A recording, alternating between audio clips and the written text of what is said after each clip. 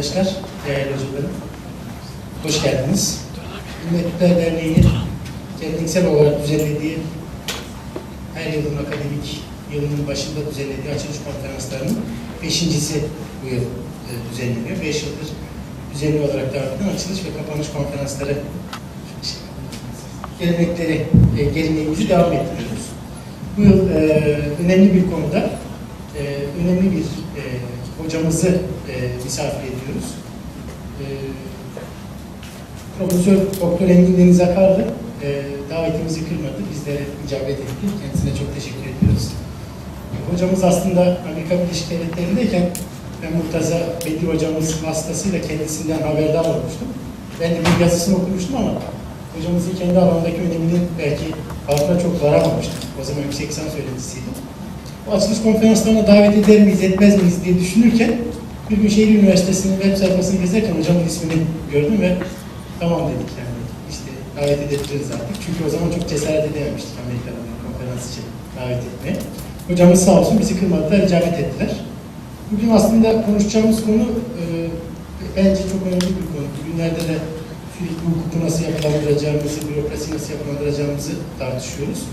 Bu anlamda malum padişahlık tartışmalarının bölgesinde de gayet gidebilir bu konu. Gayet güncel bir konu olarak algılanabilir. Profesör Doktor Engin Deniz Akarlı Boğaziçi Üniversitesi İşletme Bölümünden mezun oldu. Ardından Wisconsin Üniversitesi'nde tarih alanında yüksek lisansını tamamladı. Doktorasını da yine Princeton Üniversitesi'nde yakın tarih alanında tamamladı.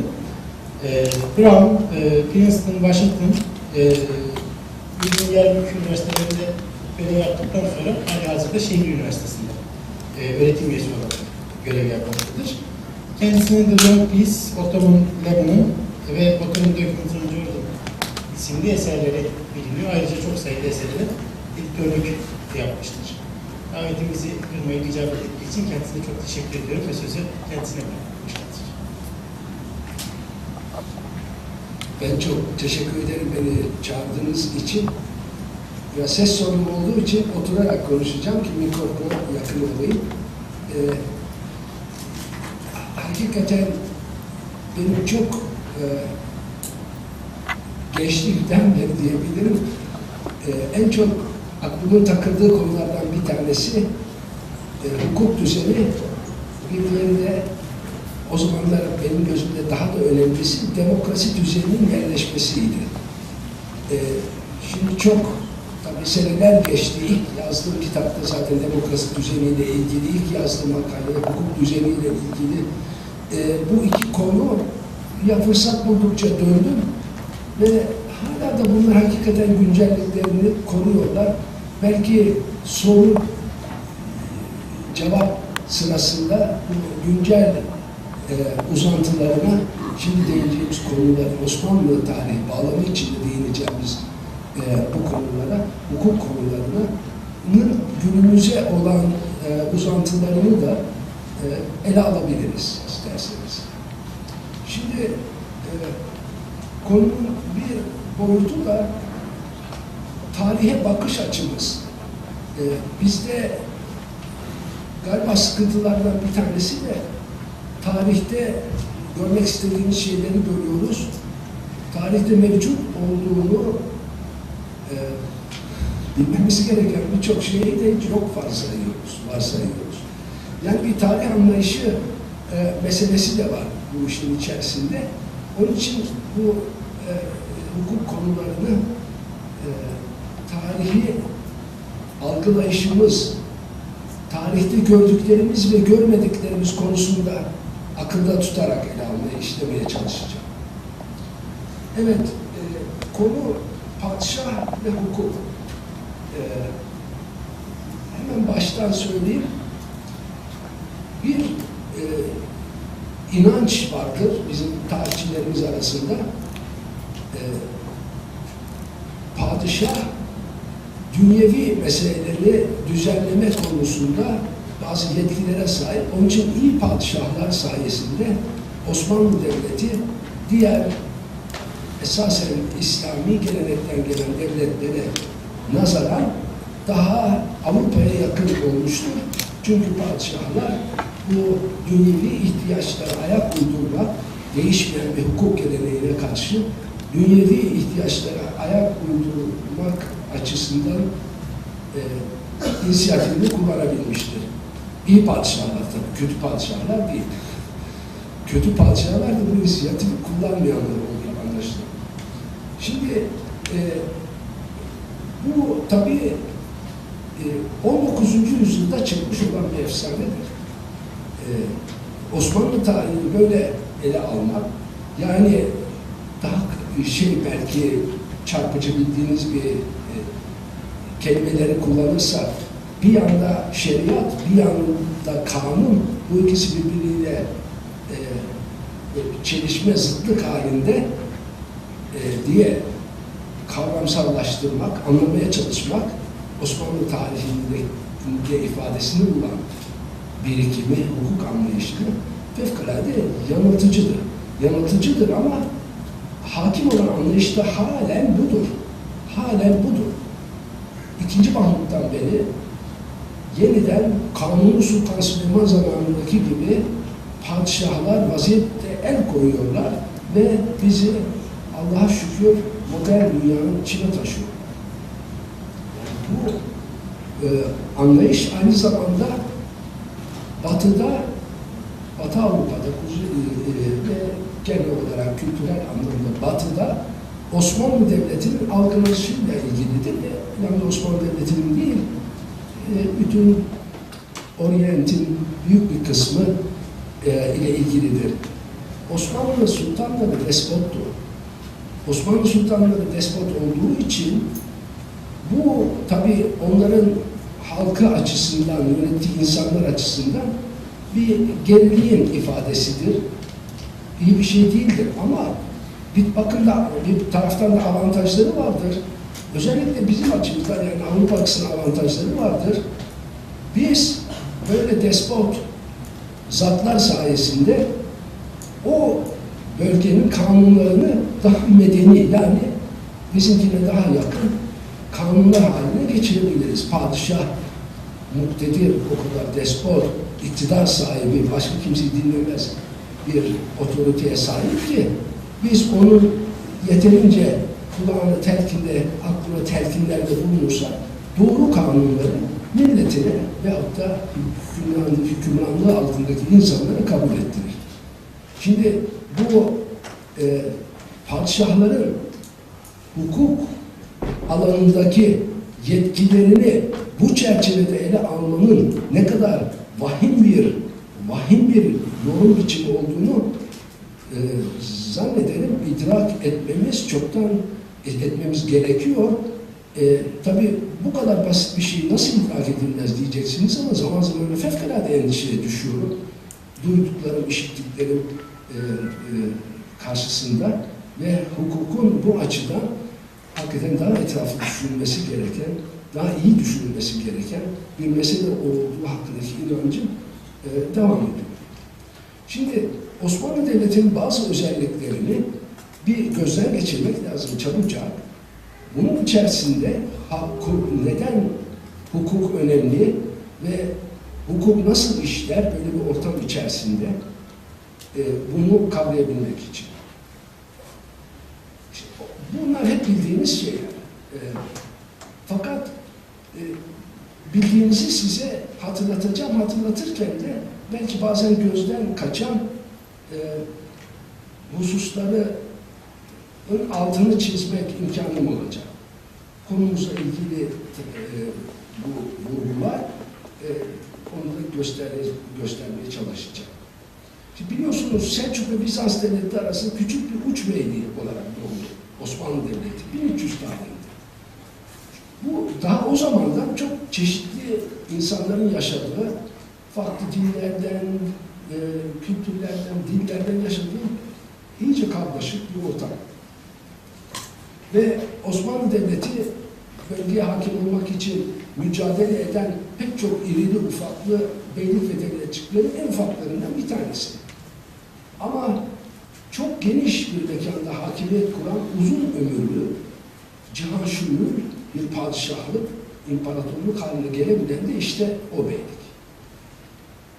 Yani hatırlatmak için size hafızalarımız tazelensin diye bu haritaları gösteriyorum. Böyle çok parçalı bir ortamdan çıkıyor. Tabii Selçuk Devleti çoktan zayıflamış. Bizans da zayıf aslında.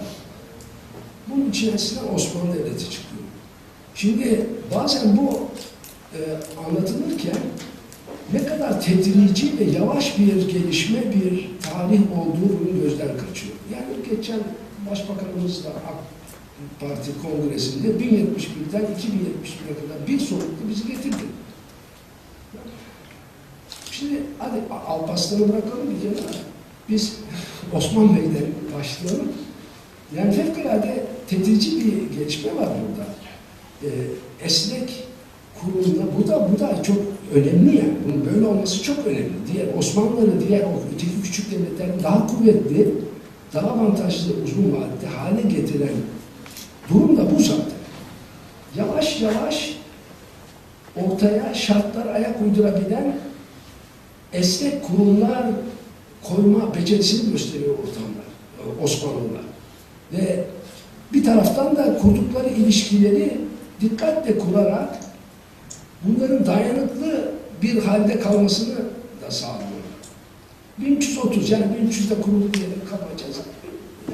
Çanakkale Boğazı'nı geçiyorlar Osmanlılar. 1330.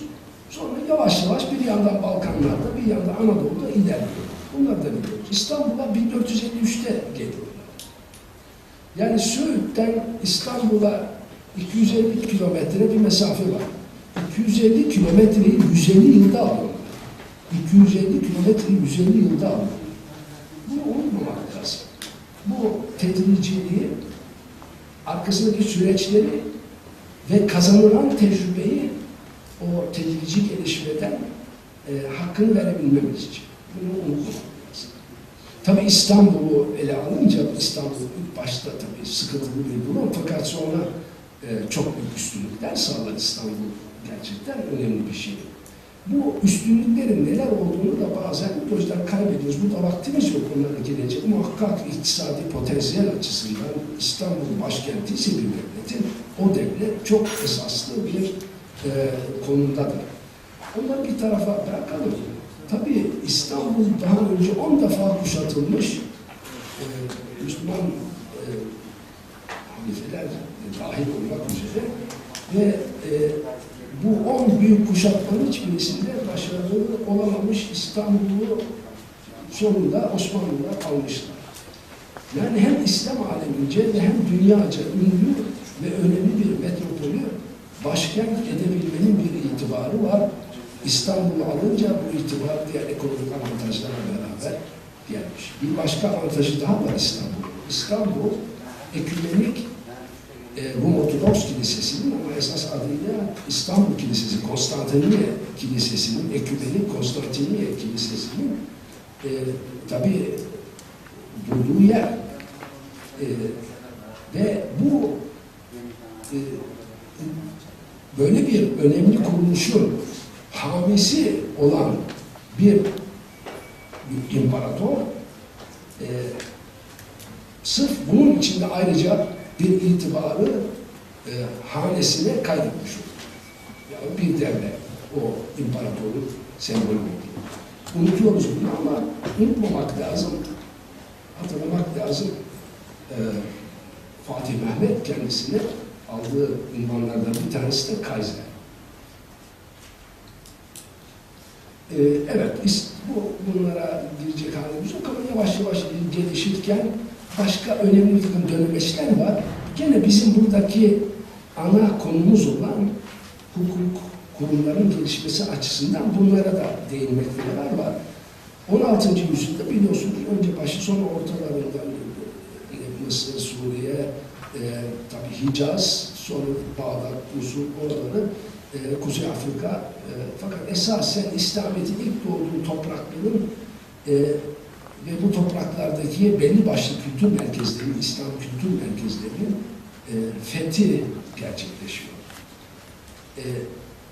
Şimdi gene unutmamak lazım, bu fetihlerle beraber tabii Mekke, Medine, sonra şeye giderseniz, Irak'a giderseniz, Kuveyt, değil mi? Yani Kuveyt diyorum, yani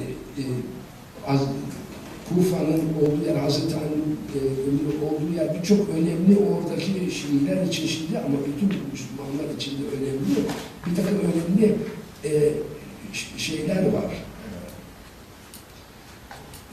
Yerler var. Onlar da Osmanlı Devleti himayesi altına giriyor. Osmanlı Devleti onların da hamisi oluyor. Ayrıca tabii Kudüs'ün hamisi oluyor. Eski Hristiyanlığın olduğu topraklarda Hristiyanlık için önemli olan başka Betlehem vesaire gibi önemli hac hedeflerinin de hamisi oluyor. Yani üç dinin hamisi vaziyetinde Osmanlı Devleti. Başka bir şey daha, bu kütüphanelerde çok önemli yazmalar var. Bunlar İstanbul'a taşınıyor. Yahma diye tabii bakarsınız ama aynı zamanda İstanbul kütüphanelerinin hani İslam'ın kültür birikiminin en önemli merkezlerinden haline getiriyor. Bu yazmaların İstanbul'a taşınması. Yani İstanbul, Osmanlı Devleti'nin başkenti birden aynı zamanda kütüphaneleri fevkalade zengin oluyor. Dolayısıyla çok da tesadüf değil, çok önemli okulların vesaire artık İstanbul'da olması. Şimdi bir de tabii Kanuni'den sonra bu biraz en başında değinmeye çalıştığım sultanların despotluğunu vurgulayan hem milli görüşümüz hem Avrupa görüşü açısından Kanuni'yle beraber, Kanun ölümüyle beraber devlet çökmeye başlıyor. Yani 1581'den itibaren 16. yüzyılın sonuna bile daha gelemeden Osmanlı çöküyor, Hababam çöküyor, 18. yüzyılın vuruyor. Sonra 2. Mahmut'la beraber yeniden biraz yükselip çabalıyor ama tabii tahttan indiriyorlar. Hikaye bu. Yani 2. Mahmut'la beraber yükseliş başlıyor yeniden. Bu tabii çok mantıklı bir hikaye değil ama onun eleştirisine girecek vaktimiz yok. Yalnız şunu söyleyeyim, toprak kaybı, kaybı, yani 1774'e kadar Osmanlı Devleti esaslı bir toprak kaybına filan uğramıyor. Yani esas bir gerileme, yavaş yavaş artık geri alınamayacak şekilde toprak kaybı 1774'te Kaynarca'yla başlıyor. Küçük Kaynarca Anlaşması. O da geriye çevrilemez bir başka açıdan. Yani bunlar başka bir mesele de bunu galiba şimdi evet. Evet, bunu anlatıyordum. Ben buradan görüyorum, siz görmüyorsunuz. Dikkat ediyorum şimdi. Yani bu nasıl bir devletten bahsediyoruz biz? Şimdi hemen söyleyeyim. 600 yıl sürmüş bir devlet, insanlık tarihinde ömrü çok uzun olmuş bir devlet demektir.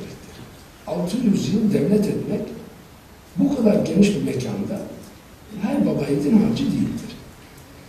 Tabii biz bunu biliyoruz. Yani romantize ettiğimiz için bu kavramı ama nesini romantize ediyoruz? Yani onu da bir düşünmek lazım. Orada daha bilinçli olmak lazım. Evet, bunun Türklüğünü biz romantize ediyoruz. Elbette çok önemli, bilhassa askeri teşkilatlanma açısından İç Asya geleneklerinin Türkiye özellikleri bir etkisi var Osmanlı Devleti'nin kuruluşunda ve Osmanlıca netice itibariyle yani arşivleri kullananlar da bilir. Esasen Türkçe bir yazı dili. Arapça ve Farsça bilmezseniz tam Osmanlı birikimlerinin resmi kaynaklarından bile tam olarak anlayamazsınız ama Osmanlıca esasen Türkçe bildik. Fakat aynı zamanda bu muhakkak ki İslami bir dil.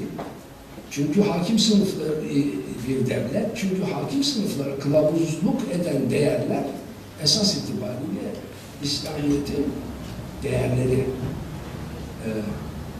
Ama bazen tabii görmediğimiz, şimdi görmek istemediğimiz, niye görmek istemiyoruz ki diye de sorabilirsiniz, sonra da tartışılabiliriz. Bir özelliği daha var. Bu hakikaten cihaşumul bir devlet, yani bir İngilizce'den gelen bir terimle imparatorluk, padişahlık demek öyle bir varsa. Tarihteki başka büyük devletler gibi klasik anlamda bir imparatorluktan bahsediyoruz. Ne demek bu? Yani modern çağın imparatorlukları bakıma kapitalizmin motorluk ettiği imparatorluklardan farklı bu modern yakın çağ öncesi dünya imparatorlukları. Onu da eminim birçok ortamda zaten farklı olduğumuz bir durumdur bu iki ayrı kavram. Ama bu çeşitli imparatorluklarda farklı kültür ve siyasi gelenekleri olan toplulukları bir arada yaşayabilmelerinin şartlarını temin etmek önemli bir hedef haline geliyor. Ve bunu da Osmanlı Devleti tabii belki en iyi başaran o tür imparatorluklardan bir tanesi. Aynı zamanda bu konuda da yani gayet de bilinçli. Hemen söyleyeyim, hukuk terimlerinde çok geçer ibadullah. İbadullah diye bir terim var. Yani ibadullah kim? Tanrı'nın kulları, Tanrı'ya inananlar, Tanrı'ya tapanlar. Kim bunlar? Müslümanlar mı yalnız? Neresinden okursanız okuyun, kaç tane okursanız okuyun, hukuk belgelerini, ibadullah aslında Hristiyanı da var, Musevi'si de var, her çeşit insan da var. Yani ibadullah demek, yani çok kucaklayıcı kendi içerisinde bir kavram. Hukuk dilinde bunun münakaşası yok. Aslında bu ibadullah'ın en azından Osmanlı hukuk anlayışında ibadullah kelimesini ifade et, önemli bir kelime, dayandığı bir takım temel hukuki kavramlar var. Evet. Değişen dengeleri de yeni şartlara göre yeniden kurabiliyor olmak, yani kurabilecek olmaları da bu imparatorluğun bir kere daha Osmanlı Devleti bu konuda adeta model teşkil eden, örnek teşkil eden bir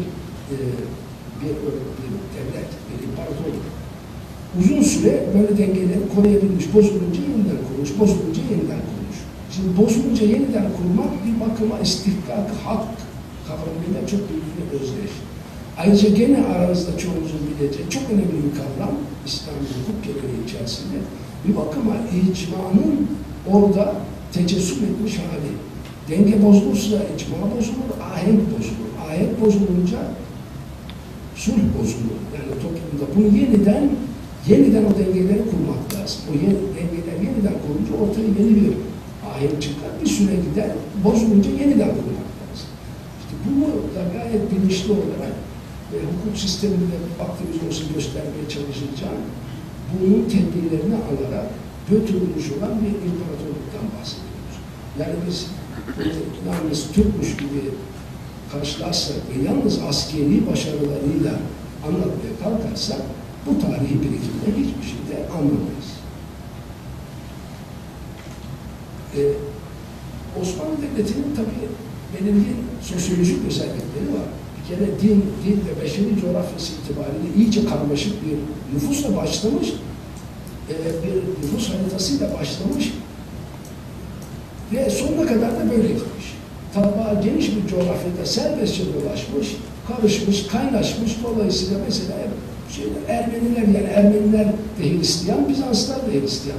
Ama Ermeniler Kayseri'nin batısına geçemezlerdi. Osmanlılar zamanında İstanbul'a geldiler, Avrupa'ya yayıldılar.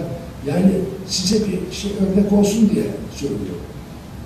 Osmanlılar bir bakıma o dönemlerin en bu açıdan kucaklayıcı anlayışı olan rejimlerden biri. Yani geleceğin şunu anlayışla geliyoruz ama çok geniş bir coğrafyada bu serbest dolaşımı mümkün kılmış. Tabii farklı cemaatlerin özgün varlıklarını sürdürmesinin kurumsal temelleri de var. Onun için yani hakikaten son zamanlara kadar bütün bu ufacık kiliseler var. Şimdi bunun esamesi yok. İlk Hristiyanlık zamanında ortaya çıkmış. Özellikle tabii Kuzey Irak'ta, Suriye'nin bazı kesimlerinde ve Güneydoğu Anadolu'da bunlar uzun süre varlıklarını olmuş. Osmanlılar zamanında varlıklarını olmaya devam etmiş. Kuruluşlar nasıl oluyor bu? İşte onun da cevabını hemen söylemek isterim ileride, belki vakit olmaz. Vakıf müessesesini Osmanlılar öyle bir kullanıyorlar ki bu vakıflar sayesinde bu tür cemaat kuruluşları da varlıklarını sürdürüyor. Cemaat kuruluşları varlıklarını sürdürünce tabii o cemaat de varlığını sürdürüyor. Cemaat kuruluşları, manastırlar, kiliseler, Ama bu yalnız tabii Hristiyanlar ve Museviler de düşünmeyin bunu. Aleviler için de geçerli, Dürziler için de, Nusayriler içerisinde bu vakıflar fevkalade önemli, o cemaatin varlığını koruması açısından fevkalade önemli hizmetler görüyorlar. Bunlar hukuki kuruluşlar tabii, yani vakıf hukuku, İslam hukukunun, fıkhın en gelişmiş, en bir bakıma da iyi düşünülmüş bölümlerinden. Tabii burada da romantikliğe kaçmamak lazım. Biz gene burada bir sınıfsal bir toplumdan, yani sınıfları olan bir toplumdan bahsediyoruz. Burada yani önemli içtimai farklılıklar var toplumun içerisinde. Şehir ve kasabalar bir kere hakim. Nüfusun azınlığı orada yaşıyor ama şehir ve kasabalar durumu hakim. Tekin hukuk sistemi de büyük ölçüde aslında şehir ve kasabalara hizmet ediyor. Ama diğerlerinde kendi haline bırakarak, kendi halinde kalmalarının bir bakıma mekanizmalarını temin ederek gene de adaleti köylere kadar taşıdığını söylemek mümkün. Evet, böyle bir ortamda siyasi hakimiyetin uzun süre devamı nasıl oldu?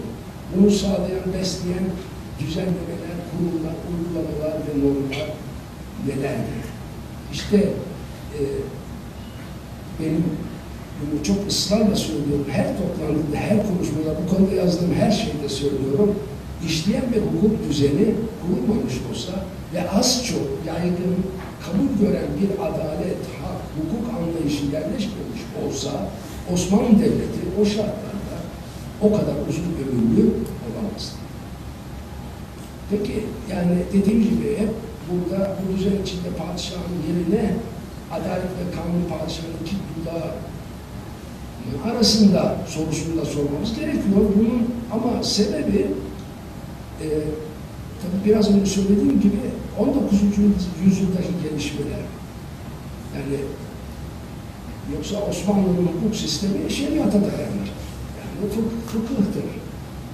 Usulüyle ve furuğuyla fıkıhtan gelir. Hakim olan hukuk anlayışı esasları oradadır. Ama eğer 20. yüzyıldaki gibi bu şeriat dini bir hukuk sistemi olduğu için gelişmeye kapalıdır, katıdır. Bunun için yeni çağlara, yeni dünyaya ayak uydurmamız mümkün değil. Onun yerine biz padişahın, mücadelenin padişahı ne de olsa kanun yapma yetkisine sahip, bu sayede hayatta uydururuz diye başlayan bir ekol var. Bunu yalanlatmamak lazım. Burada isabetli bazı kaygılar var o yaklaşımda. Dediğim gibi bunları tartışmakla öyle bir oturumda bitiremeyiz ama aklında tutmak lazım. Niçin padişahlar üstünde bu kadar durulmuş ve tabii özellikle de kuruluş yükseliş dediğimiz devrin büyük padişahları Fatih, Kanun, çok açıdan ikinci Beyaz'ın fevkalade önemli bir takım kanun yapma, kanunların yapıldığı dönem. Birinci Selim o kadar önemli değil ama tabii kanuni adı üstünde gene önemli kanunlaşma hareketlerinin o açıdan bir başka önemli padişahdır. Birinci Ahmet'tir. Bunların her biri farklı farklı şartları var. Gene dediğim gibi bunları tüketmemesi imkanı yok ama ben şimdi mesele daha iyi anlaşılsın diye bu padişahları şöyle söyleyeyim başında, sonra onu anlatmaya, açıklamaya çalışayım. Kanunların, padişahların kanun yapma yetkisi fevkalade sınırlıydı. Yani Osmanlı Devleti içerisinde. Yani sonunda söyleyeceğim, başta söyleyeyim. Böyle padişahlar akıllarına gelen her şeyi kanun diye zıplık çıkaramazlardı. Bunun bir örneği var, onu da ben bu konularda konuştuğum zaman çok söylüyorum. 3. Selim böyle kanunlar çıkarırım sandı ve beyaz üstüne deriz, hakkın kanunlar çıkardı. Yani bir süreçten gelmeyen kanun yapmanın bir süreci var, bir prosesi var. O prosesten gelmeden kendi başına, kendine göre bir takım kanunları geçirmeye çalıştı. O kanunları bilmeyince ben padişah değil miyim, niçin beni dinlemiyorsun diye herkese azarladı. 3. Selim'in hakkın kanunları yayınlanmıştı. Karar hocamız yayınladı önce, sonra yeni bir edisyonu da gördüm. Yani bakabilirsiniz, orada sık sık geçen şikayetlerinden biri, fermanlardan bir tanesi, ben padişah değilim, benim için dinlemiyorsunuz. Dinlemedikleri gibi tabii sonunda da biliyorsunuz tahttan indiriliyor ve öldürülüyor.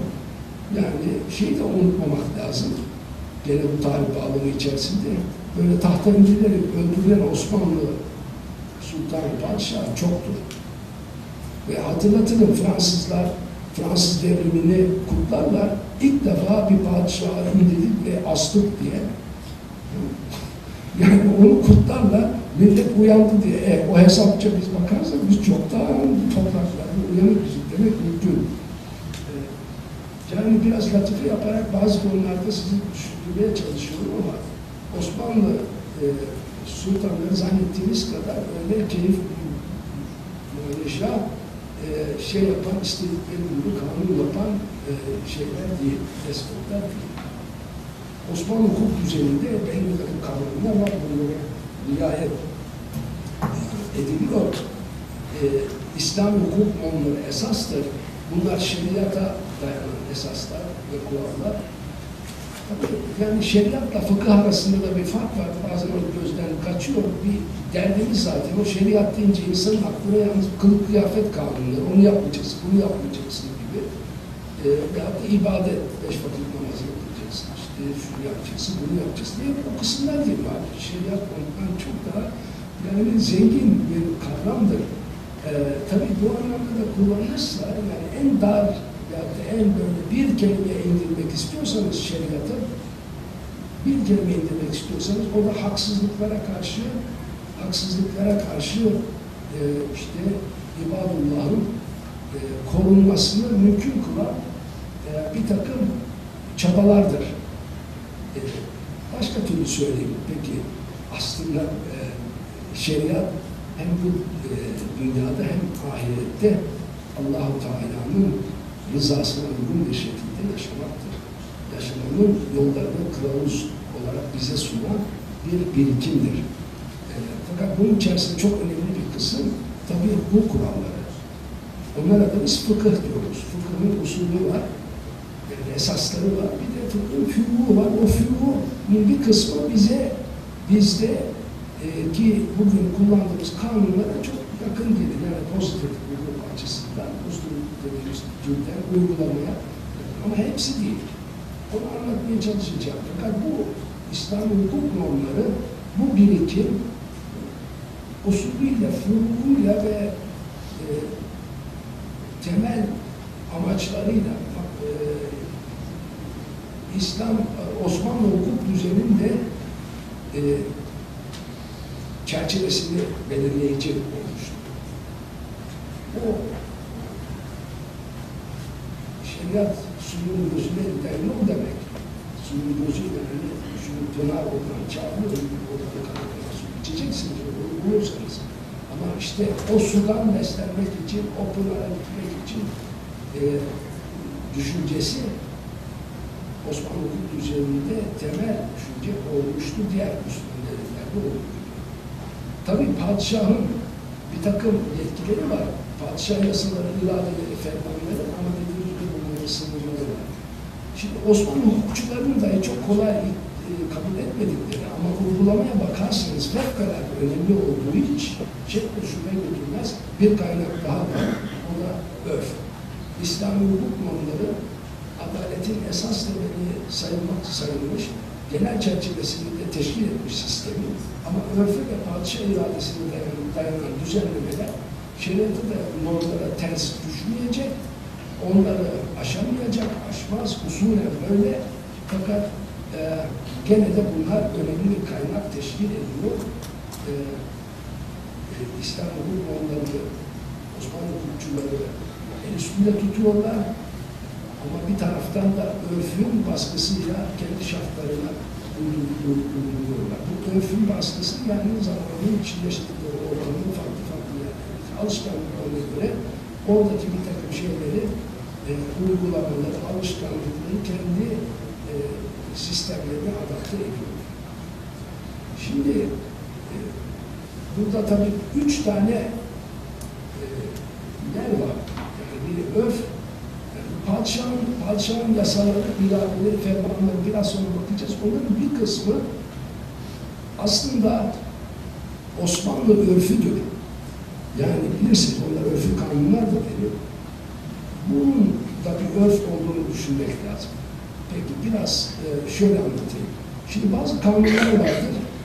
Bunlar iradeler, kanunlar vardır. Bunlar aslında fıkıh içerisinde, belli bir konuda fıkıh içerisinde mevcut olan görüşlerden bir tanesinin tercihi mahiyetindedir. Yani vakıflarda bildiğiniz meşhur anlaşmazlık konusu. Vakıflarda nakit bir vakıf gelir kaynağı olabilir mi? Biliyorsunuz yani bu konuda gene kanı hayır olamaz iken mevcut başka bir görüş, azınlık görüşü olduğu halde gene de önemli düşünürlerden geldiği için bu esas alınmış ve şimdi padişahın karşısına iki görüş konuluyor. Çünkü tam ulema arasında, hukukçular arasında tam bir icma doğmuyor, konsensus doğmuyor, uzlaşma doğmuyor. O zaman ilk etapta götürdüğü zaman biraz daha ağır basan, hayır olmaz görüşü hakim kazanmışken sonra dengeler değişiyor, evet olur diye bir görüş çıkıyor. Yani böyle bir seçim yaptığınız zaman ortaya çıkan kanun başka bir kanundur. Yani padişahın ne bileyim kardeş katlı vaciptir demesi yani. Bundan kaynaklı farklı. Gene öyle uzun vakıflarda bazı başka durumlarda da uzun vadeli kira olmaz. Yani kira işte 2 yıllık, 3 yıllık olur, onu geçmez.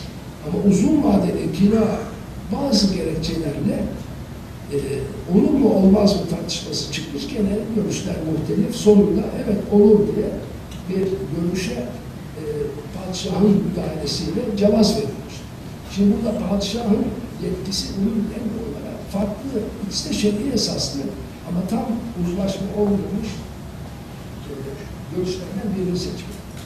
Şimdi tabii bu size ne söylemesi lazım aynı zamanda? Şeriat böyle her şey siyah beyaz net bir şekilde değil. Bazen insan düşünüyor ki, cahiller daha çok öyle düşünüyor.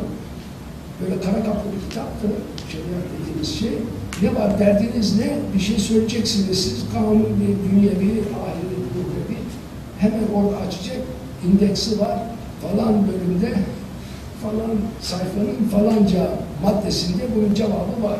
Ve her şeriat uzmanında o kanun kitabına başvurursa aynı cevabı verilmiş gibi böyle kafalarda niye öyle? Allah'ın kelamı öyle değil. Öyle olmadığını sizler bilirsiniz. Ama bilmezsiniz, bilmiyorsanız onun için de ayrıca bir toplantı yaparız. Şeyler nasıl işler. Peki. Yani bu esneklik tabii veriyor geleneğiyle. Fakat aynı zamanda da böyle bir tartışma olduğunda bir son otorite olması lazım. Yani bu ululerin böyle bir otoritesi var. Onu kullanarak çıkan kanunlar da dediğim gibi sırf örf-ü sultani olarak çıkan kanunlar aynı değildir. Mesela meşhur o kanun kitapları, kanun filan yaptığınızda ne? Bu din kanunlaması, varla kanunlaması. Yani bunlar bölgesel kanunlardır. Niye öyle bölgesel kanunlardır? Nasıl yapılır bunlar? Adam gönderirsiniz oraya. Orada insanlarla konuşur, onların başında hakimler vardır, kadınlar vardır. Hatta Elosu yine kız askeriyken, yani başkadıyken orada bu heyetlere bulunmuş ve bazı formülasyonlar biliyorsunuz onun kaleminden çıkmıştır. Ama burada gidip bir mahalledeki uygulamaları tespit ediyorlar önce, ondan sonra bu bizim yani kendi geleneğimize ve şeriat ilkelerine ölçüde uyar uymaz meselesinden sonra bu kanunlar çıkıyor. Ama bu kanunlar esasen örfü beldedir. Yani bu beldenin örfüdür. Oradan kaynaklanan bir takım şeyler. Tabii gene gayrimüslimlere, ehli zimmiye önemli bir takım hukuki biliyorsunuz haklar verirler. Niye? Çünkü onların örfü olur. Şimdi aslına bakarsanız birçok açıdan şeriat da Müslümanların örfüdür diye tabii görüşler de var. O taraflara girerek hiçbirisi karıştırmıyor ama tartışmalı konularında. Demek istediğim, şimdi örf-i belde başka bir örften bahsediyoruz.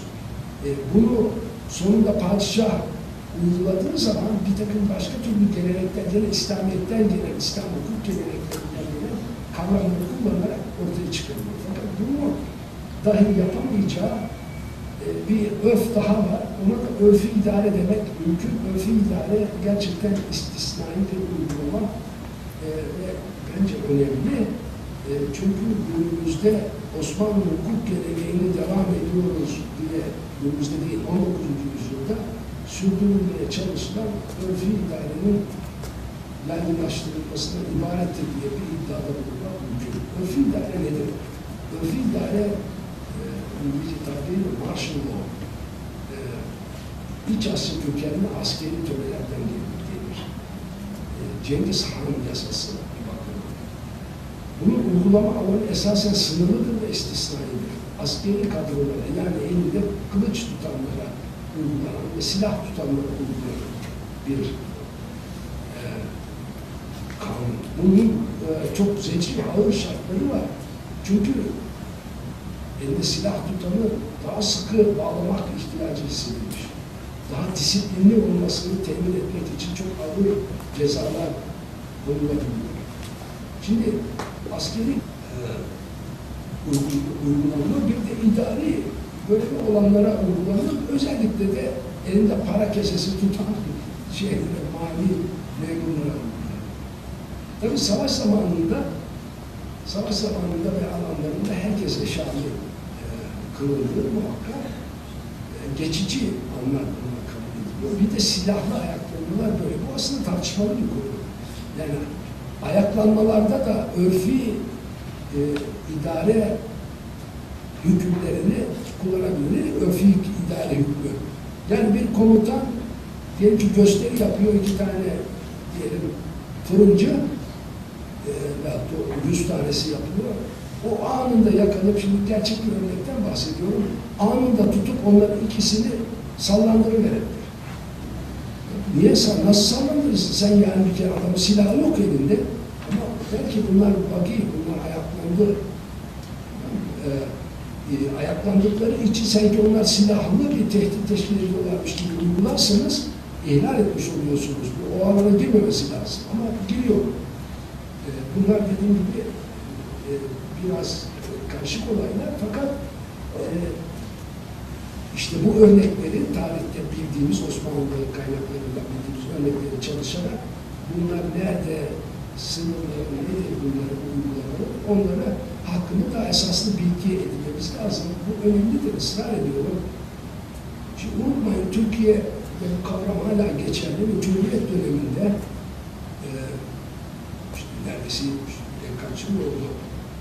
23'ten yakında 100. yılımızı kutlayacağız. Çok önemli bir kısmı, çok önemli bir kesiti bu yılların örfi idare altında geçmiştir. Örfi idare altında geçmiştir. Şimdi bazı yerlerde Batı'nda vesaire birçok yerinde ülkenin örfi idare olmadığı zamanlar bile bazı bölgelerde örfi idare devam etmiştir. Güneydoğu Anadolu'da örfi idareden başka doğru dürüst bir yönetim, hukuk yönetimi insanlar kolay kolay yani bildikleri zamanlar azdır. Örfi idare zamanın durduğu yerdir. İyi bir Osmanlı hukukçusunun gözünde. Çünkü örfi idare normal bir düzen olamaz. Ancak geçici bir düzen olabilir. Ya çok istisnai şartlarda özel şartları olan insanlara uygulanır. Onlar da işte tehlikeli olabilecek kimseler adledildikleri. Ama orada da sınırları var böyle şey. Ama biz uzun yıllar örfi idaredir diye yani uzun yıllar bütün memleket askermiş gibi veyahut da bütün memleket savaş öğrenilmiş gibi bu memlekette hukuk düzenleri kurduk. Hala da bundan tam sıyrılabilmiş, başka türlü de hukuk düzenleri olabileceğini idrak etmiş değiliz. Birçok ülkede şeriat isteyen insanların da istedikleri aslında şeriatın kendi yorumlarını örfü idare şeklinde milletin gırtlaklarından aşağıya geçilmektir. Allah'ın istediği budur diye. Halbuki hukuk okusanız bir Osmanlı medresesinde ilk okuyacağınız prensiplerden biri şudur. Şeriat Allah-u Teala'yı korumak için yapılmış bir iş değil. Allah-u Teala korumak ister mi? Öyle Allah-u Teala olur mu? Muktedir, her şeye kadir, her şeyin üstünde öyle şey olmaz. O koyduğu bir takım kılavuzlarla bizim bu dünyada hem bu dünyada hem ahirette Allah'ın rızasına uygun bir şekilde yaşamamızı sağlamış ve bunun furularına filan girdiğiniz zaman da bir takım kesin hedefler var. Zayıfların korunması, güçsüzün güçlüye karşı korunması, öksüzün baskı altına düşürülmemesi, yaşlıların, acizlerin bunun istismarına uğramaması. Bunlar esas ilkeleri şeriat. Yoksa şeriat budur deyip insanları gırtlardan aşağıya Allah'ın kelamı budur deyip geçireceğimiz bir şey değil. Öyle diyen varsa gelsin konuştuğumuz evet. Şimdi böyle bir anlayış tabii ortaya çıkaran bir hukuk geleneğinden bahsediyoruz. Yani örfü çok istisnai bir kısmı bunun. Yani dediğim gibi zamanın durduğu yer. Başka ama padişahlara verilen yetkilerden bir tanesi de fıkhın düzenlemesini belli esasları koyduktan sonra yöneticilere bıraktığı bazı alanlar var. Orada gene bir faaliyeti var. Yasama faaliyeti var isterseniz. Yani yönetmelikler vesaire çıkar. Bu idari mali meseleler böyle. Yani vergi kanunları, bunun tabii çok esaslı bir takım İslami uygulamalardan gelen ilkeleri vardır. Hangi gelir kaynağını niçin alırsınız, gelir kaynaklarını nereye kullanabilirsiniz, genel prensipler var. Bunlar ilerlediğinde. Fakat onun dışında bir takım teferruatın işini düzenlerken girişilecek işlemleri evet düzenlenmesi şeyden beklenir. Hükümetten beklenir, devletten beklenir. Bunları söyledim, onun için bir daha geçmeye gerek yok. Fakat dediğim gibi sırf örf ve maslahaya dayanan düzenlemeler var. Daima yani böyle bir takım aykırı gibi gözüken şeyleri, uygulamaları da birkaç yönlü şeriatın ilkelerini kullanarak ve fıkhın daha doğru bir tabirle ilkelerini kullanarak savunmanız lazım. Başka bir şey daha söyledim burada. Farklı olarak belki kendilerine önceki uygulamalarda Osmanlı kadıları hem fıkıhtan gelen hukuk normlarını hem de sultandan kaynaklanan Türkiye'ye bir irade ve kanunları da uygulama durumundalar. Bu tabii sistemin daha kendisine öncekilere nazaran belki bütün benzerlerinden, modern bütün benzerlerinden daha bürokratik, daha hiyerarşik örgütlenmiş bir sistem olmasından kaynaklanıyor. Bir inceliği şu işin, usulen her padişah değişikliğinde eski yönetmelik ve kanunlar mülgaz edilir. Gözden geçirilip yeniden çıkarılmaları gerekiyor o açıdan. Bu da tabii çok ilginç bir şey, prensip, dikkatinizi çekerim. Yani şartlar değiştiği zaman bu tür kanunlar da yeniden görüşülüyor. Söylemiştim, icma o kadar önemli bir şey ki, yani ahenk olması toplumda o kadar önemli bir şey ki, bunu kurduğunuz, bu bozulduğu zaman bunun yeniden kurulması için bir takım mekanizmalar olması lazım. Bu mekanizmalar var, hukuk usulünde var, en azından Osmanlı mahkemelerinde uygulandığı kadarıyla. Fakat bu padişah öldüğünde onun yaptığı kanunlar gözden geçirilebilir. Geçirilmesi gerekir. İlkesi de gene bu esnekliğin devamı, kanunların zamanı uygulamasının çözümlerinden bir tanesi, yollarından bir tanesi. Tabii Topkapı Sarayı önemli. Çünkü mahkemelerde çözümlenmeyen birçok bir şey vilayetlerde, vilayet merkezlerindeki daha üst rütbeli kadılara gider. Fakat neticede uzlaşmazlıklar, mahkemelerin halledemediği meseleler veyahut da çeşitli sebeplerden bir İslami ilke ile bir başka İslami ilke aynı anda hakim karşısına çıkarsa bunlardan birini tercih etmek beni aşan bir meseledir diyebilir hakim, yani kadı ve o zaman onu bir üst, daha yetkin bir kadıya havale eder, kazaskere havale eder. Kazaskerleri de asker kadı demeyin, kazaskerlik baş kadıdır. Yani üst dereceli hakimlerdir, daha tecrübeli hakimlerdir ve bunların önüne gelir meseleler sonunda. Bu kazaskerlerin önüne gelir. Bu tür zor meseleler. Nasıl yani bir ilke bir başka ilkeden daha üstündür? Vakit tabii kalmadı. Hepsini bunları tartışamayız ama eğer sizin gözünüzde ne kadar böyle meselelerin içinde meseleler var, bunları anlamak, hakikaten bizi haklar konusunda ve hatta yaşadığımız dünya konusunda daha bilinçli hale, bilgili hale getirebilir. Yani böyle bir his size aktarabilirsem ne mutlu bana.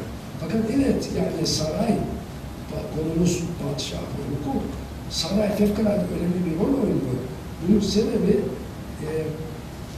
işte yani çok böyle uzlaştırılamayan yani İstanbul'un içinde tabii ama bütün imparatorlukta bir takım meselelerin geldiği yer netice itibariyle saray.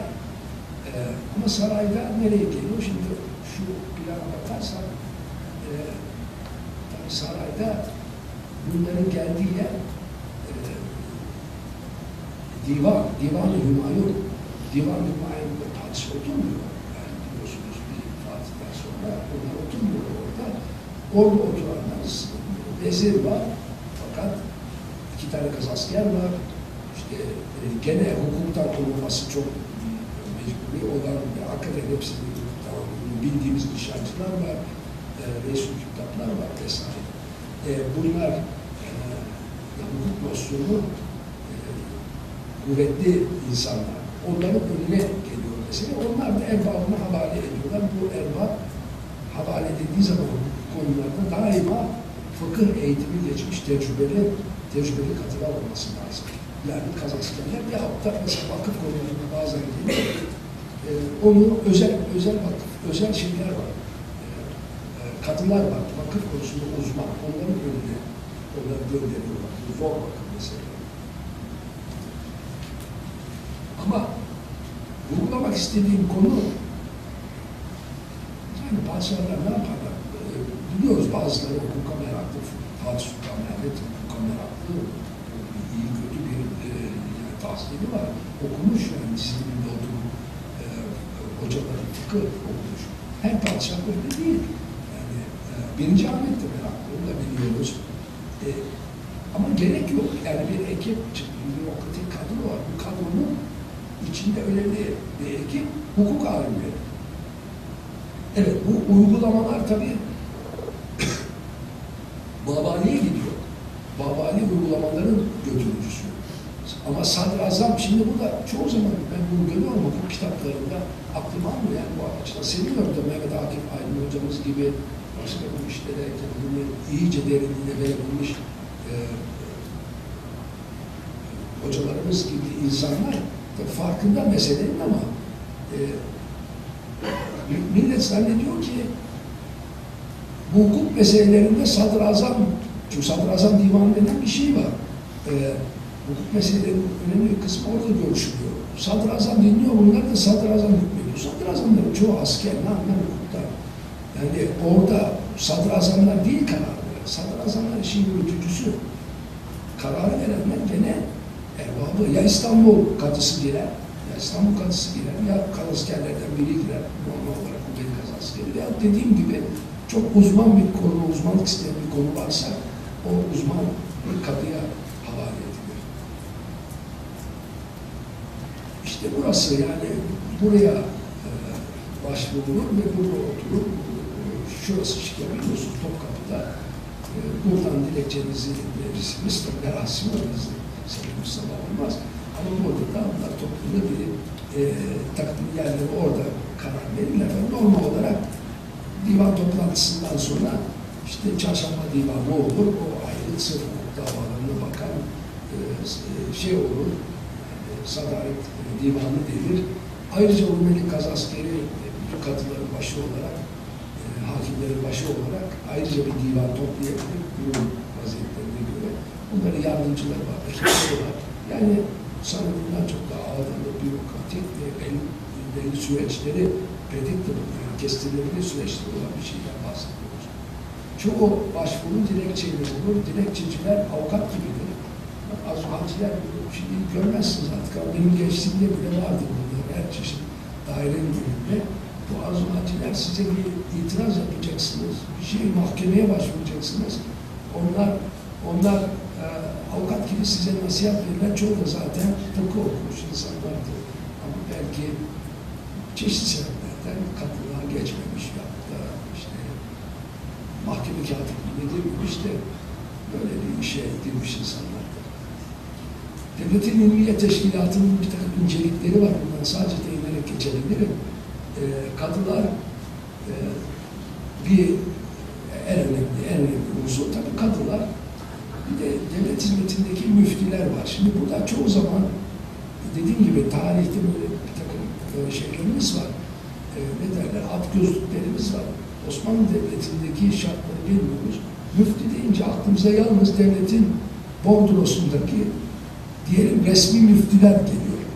Yani ne demek yani Osmanlı Devleti'nin daha eski Osmanlı Devleti'nden çok önce, doğuşundan çok önce ortaya çıkmış önemli medreseleri, kültür merkezlerinin bulunduğu şehirleri de içeriyor. Burada elbette medreseler var. Bunlar müftü yetiştiriyorlar. Yani fıkıh erbabı yetiştiriyorlar. Bunlar müftülük edebiliyorlar. Yani bunların hepsi devletten maaş almıyor. Çok önemli birkaç tanesi var. Osmanlı Şehir Üniversitesi de onları ciddi alıyor. Bunlar devletten maaş alan insanlar değil. Ama hakkı bilgilerinin bilimleriyle ünlenmiş insanlar. Yani bunlar da müftü olarak insanların başvurabileceği hukuk mercileri, danışma mercileri olduğunu bazen unutuyoruz da devletin dışında kimseyi düşünemiyoruz tarihin parçası olarak. Halbuki resmi müftülerin sayısı azdır. Bu şekilde çalışan, ki şey var, arazisi var, elma yetiştiriyor. Arazisi var, buğday ya pamuk yetiştiriyor. Yahut da ne bileyim ben ipekçilik yapıyorum. Aslında icazeti var ve saygın var, misaleleri var, saygın bir hukuk adamı. Bunlar insanların bile başvurduğu hukuk konusunda bilgilendikleri bir takım kimseler.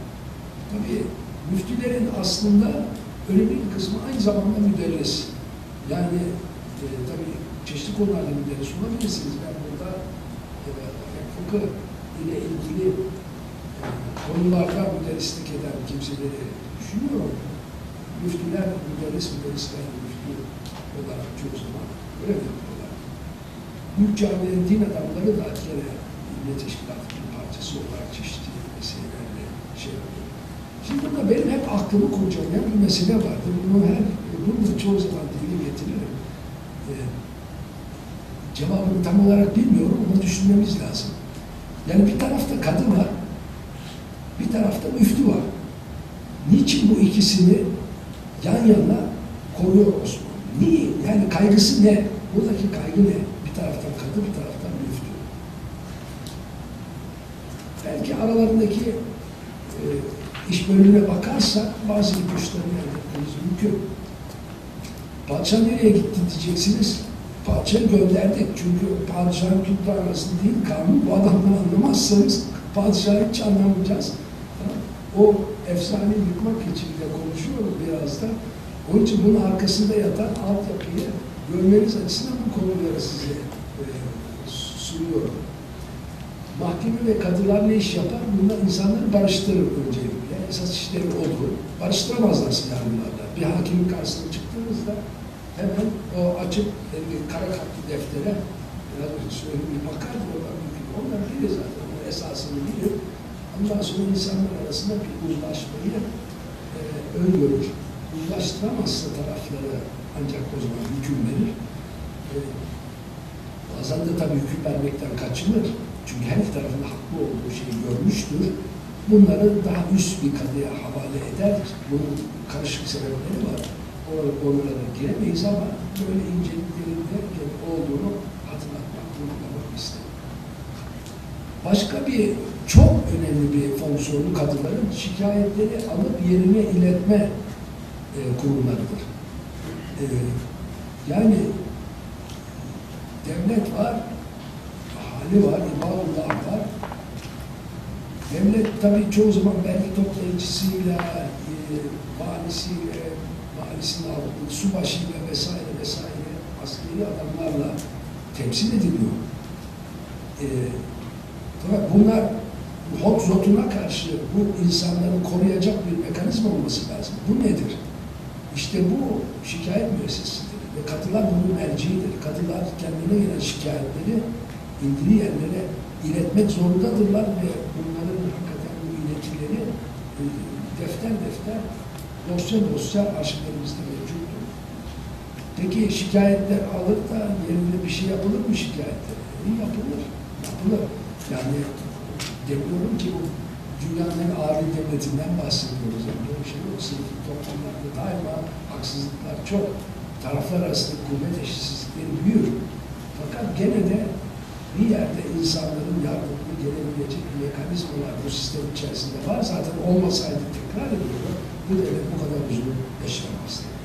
Evet, müfettişler var. Müfettişler gönderiliyor. Kadınlara yolsuzluk yapan, kadınlara denetlemeci yolsuzluk yapan, idari mülki amirleri denetlemek için vesaire. Tabii bir başka önemli fonksiyonu mahkemelerin, kadıların noterlik işleri. Şimdi bizde bunlar ayrı, o zaman bunlar kaydediyorlar. Gene arşivler üstünde, kadı sicilleri üstünde çalışan arkadaşlarımızın çok dikkat etmedikleri bir husus, aslında kadı hükümlerinden çok kadılarla tescil edilmiş anlaşmalar vardır. O anlaşmaların mahiyeti bize çok şey söyler. Hem hukuk sistemi hakkında hem de tabii sosyolojik, iktisadi meseleler olsun. Çarşıların denetimi ve düzenlenmesi de biliyorsunuz kadılara aittir. Vakıfların teftiş ve denetimi de bazen bu inancık da söylüyor tabii hakikaten yani ya. Hakikaten en büyük hocamız. O da söylüyor, şunu söylüyor, kadılar yalnız hakim değildiler, aynı zamanda idareciydiler. Ben buna razı değilim. Yani benim görebildiğim kadar kadıların evet bir takım idariymiş gibi gözüken vazifeleri var. Fakat bunlar genellikle teftiş niteliğinde. Teftiş niteliğinde. Denetim, çarşıların denetim ve düzenlenmesi ki bunlar çarşıların denetim ve düzenlenmesi çok uzlaştırma gelen tarafları birbirini dengelemek gerektiği işleri içeriyor. Ondan kadılar özellikle o işler var tabii. Yeri var. Vakıfların teftiş ve denetimi, bunda da tabii gene kadıların bilgisine ihtiyaç var. Aynı zamanda tahrirlere nezaret ediyorlar. İşler dürüst yapılsın diye kadılara gidiliyor. Şimdi kadınlar dürüst mü? Biliyoruz, Nasrettin Hoca hikayelerinde var. Yani kadılar çok şey olabilir, rüşvet alabilirler, bir sürü bunun örnekleri var. Tabii o şikayetlerin bir kısmı da var. Fakat genelde şunun da yeterince elimizde bilgisi var. Kadınlar saygınlığı olan insanlar. Ve kadılar hakikaten devletin daha gülen yüzü, daha güzel yüzü. Ve devletle veyahut da devletle halk arasında bir köprü vazifesini gören kurumlar, mahkemeler ve onların içinde oturan kadınlar. Kadının hükmü tabii eğer hüküm verirse, vermek durumundaysa bağlayıcıdır. Şimdi müftüler ne yapar? Bunlar fıkıh uzmanı, fıkhın her bölümüyle ilgili sorunları yanıtlayabilirler. Diplomaları var bu konuda, icazetleri var, ehliyetleri var. Fakat tabii bazen yetersiz de hissedebilirler kendilerini.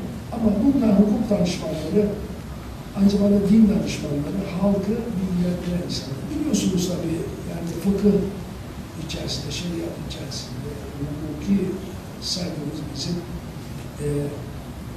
kısımların bölümlerinin bir tanesi ibadattır. Yani nasıl ibadet, nasıl abdest alır filan. Bir sürü kitap öyle, fıkıh kitabı öyle başlar. Fakat şunu da söyleyeyim, kadınların el kitaplarında bu hususlar yoktur. Çünkü kadınlar ibadetle ilgili hüküm vermezler. İbadetle hükmü verenler müftülerdir. Onlarınki de hüküm değildir, tavsiyedir, fetvadır, görüştür. Yani ne oluyoruz burada? Ama şey varsa, ibadetle ilgili herkes cuma günü dükkanını kapayacak ve camiye gidecek diye bir padişah iradesi varsa, yani bu şey açısından, ama menfaat açısından öyle uyguluyormuş, öyle bir kanun çıkarmışsa hadi onu uygulamak zorunda. Ama normal olarak ibadetle ilgili konuda sen niçin şarap yapıyorsun mesela, o eğer bir yönetmelik bir şey yoksa kadın karışmaz. Ama müftü bu konularda şey verir, fetva, görüş olması lazım, görüşü verir. Şimdi bu ikisinin arasındaki bu fark, bu iki kuruluş birbirinden ayrılmak arasında hakkında bize bir şey söylüyor mu? Bilmiyorum, onu düşünmemiz lazım. Fakat şimdi bir de şuna bakalım, kadınlıkta yükselmenin şartları aynı zamanda arada sırada müftü gibi de hizmet etmeye gerektiriyor. Yani İstanbul Gözde Medreselerinde okuyacaksınız, Süleymaniye gibi, Fatih gibi de yavrucalıkta talebeli danışmanlık yapmış olacaksınız. İki kadınlık görevi arasında İstanbul'a dönüp eğitim, bilgi ve tecrübenizi geçireceksiniz. İdeal olarak tabi ediliyor. Yine de Osmanlı kadar uygulama, yani burada bir uygulama ile pratiği, pratikle teoriyi kaynaştırmaya çalıştıran bir şey görüyoruz, kaygı görüyoruz. Yani birinci Ahmet Sabancı çıkaran şeyler daha da belirgin bir takım kanunlarda.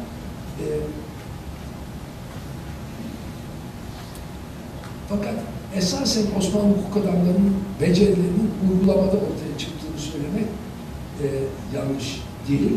Ama tekrar edeyim, romantiklik etmenin alemi yok. Bu adam kayırmalar, rüşvet almalar, benzer yolsuzluklar var. Yani bunlardan tamamıyla şey değil, azade değil. Şimdi müftü nasıl oluyor? En büyük müftü tabii Şeyhülislam, İstanbul müftüsü. Aynı zamanda Şeyhülislam oluyor sonra. Fıkıh bilgisi ileri düzeyde olacak ve ileri düzeyde uygulama tecrübesi olacak. Yani kazaskerlikten gelmenin boşuna değil çoğu. Gene uygulamayı ve pratiği bir aktif götürme kaygısı var. Devlet protokolünde biliyorsunuz padişahtan sonra en yüksek mertebede o. Padişahın haline bile fetva eden o. Gene o protokoldan bahsederken tabii çoğumuz unuttuk ama büyük yani Yunan Ortodoks Partiliği de protokolde yeri var. Öyle bir yeri var. Ermeni Partiliği'nin de var. Halkbaşı'nın da var. Yani onlar da böyle protokol içlerinin yerleri olan insanlar. Onu da unutmak lazım. Onun da seyahatleri var. Fakat divan hümayunun azası değil. Şeyhülislam bu kadar önemli olan divan hümayunun girmesi gene 2. Mahmut zamanında. O nereden, niye bunu soktu? O kendi başına gidiyor. Fakat burada niye bunlar divan hümayunun o zaman? O sorunu düşünmemiz lazım. Daha önce orada oturmuş, kazasker olarak. Böyle hakim olarak oturmuş. Ama müftü olunca o zaman oturmuyor. Tabii müftü aynı zamanda ders veriyor ve Süleyman Üniversitesi'nin bakıma rektörü. Evet, böyle bir dünya alimler ve takdirleri şu önemli adamlardan bir tanesi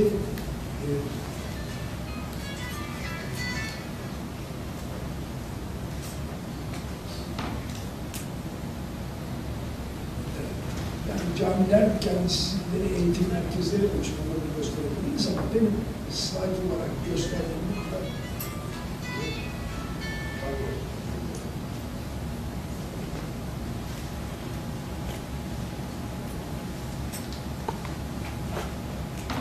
çok uzun konuştum.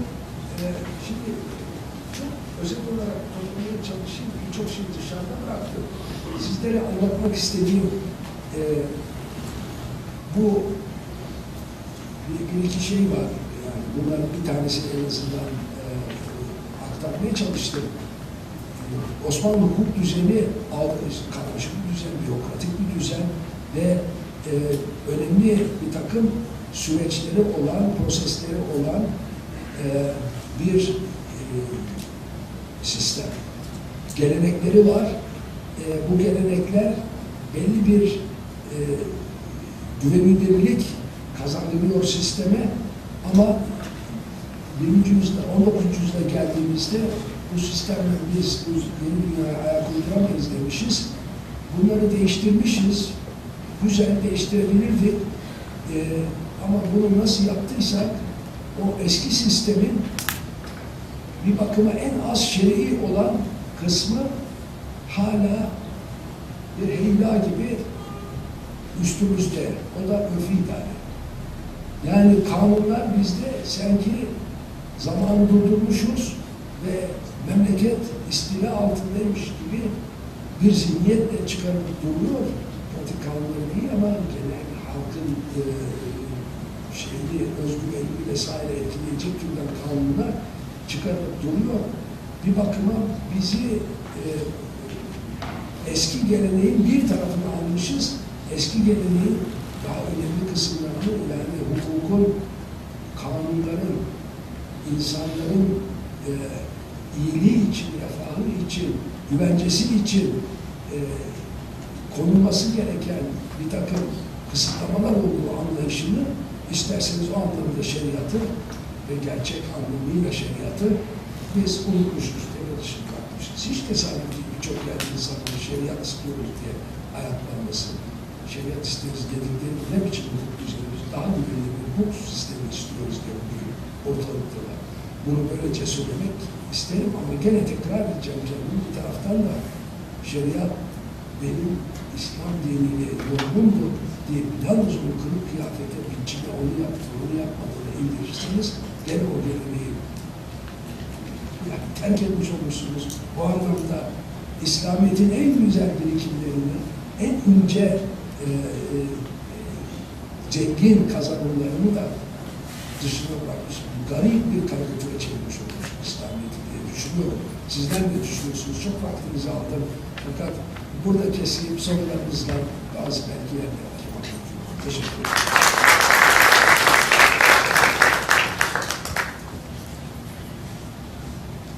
Kıymetli hocamıza çok teşekkür ediyoruz. Bu arada konferansın başlığını herhalde yanlış koyduk. Yasama yetkisi de diyebilirmişiz. Osmanlı Devleti'nde padişahın rolü gerçekten bugünlerde bizim zihnimizde bulunanın çok ötesinde farklı bir yerde duruyor hocamızın anlattığı kadarıyla. Belki Osmanlı sembolik düzeninin devamı için bir unsur olarak önemini adeta koruyor olabilir. Evet, sorularla isterseniz devam edelim. Hocam eğer bugün olursanız ben arkadaşlarla tabii sorular için görev verebilirim. Hocam, ben sizin hocam İstanbul Hukuk ile makalenizi Gedi'yi, Low'un Marka Karesi okudum yani. Asya bölgesindeki İstanbul Hukuku ve Maslahiyet sunumdu. Orada sizin çizdiğiniz tabloda 18. yüzyılda özellikle İslam hukuku bağlamında kapılarının da katkısıyla değişik çıkarların bir araya getirildiği, müzakere sonucunda bir sonuca varıldığı, sulhun olduğu ve bunu mukabele dayalı, hani contractual relationship dediğimiz bir ilişkiler ağının geliştiği, hani böyle ahenk içinde işleyen bir sistem. Ama hani 1770'lere gelince devlet çok ağır krizler yaşıyor. İşte toprak kayıpları, çöküş yani ekonomide her yerde. Ve bundan sonra işte o dediğiniz boş kağıt, 3. Selim'in boş kağıt iradeleri gibi bir yere doğru giriş var. Ama hani sonra da 2. Mahmut gene bir otoriter bir dönem gibi. Ve bizim bildiğimiz Tanzimat Fermanları ben ilk okuduğumuzda çok şaşırmıştım lisedeyken. Hani eskiden sanki can mal güvenliği, mal güvenliği, ırz güvenliği yok muydu bu ülkede? Padişah ben işte bunları tesis edeceğim diye söz veriyor. Sonra mesela yine ıslahat fermanında, sonra ileride yine aynı sözler. Hani bizim sizin çizdiğiniz tablodan nasıl oraya gidildi de yani 19. yüzyılda padişah bu şekilde halkına yani yokmuş gibi, sonuçta yokmuş gibi gözüküyor ki böyle sözler veriyor. Hani o geçiş 3. Selim ve 2. Mahmut'un suçu mu? Hani orada mı neler olduysa oldu. Yoksa hani erken dönemi biz fazla mı idealleştiriyoruz, romantize ediyoruz? Ben onu merak ediyorum. Yani bir de şeyle ilgili, gayrimüslimlerle ilgili siz ibadullah vurgusu yaptınız ama Vakit Edecan gibi kişiler de daha çok işte reaya kelimesi kullanılıyordu. Bu da sadece gayrimüslimler için kullanılıyordu. Müslümanlar bunun dışındaydı. Hani bu koyun sürüsü gibi algılanıyor ya da kefere deniyordu diye 17. yüzyıldan itibaren bir dışlama olduğunu söylüyorlar. Ona ne diyeceksiniz? Bu ibadullah mı var yoksa gayrimüslimlere yönelik bir dışlama mı var? Onu da merak ediyorum. Çok güzel sorular. Teşekkür ediyorum. Ne güzel.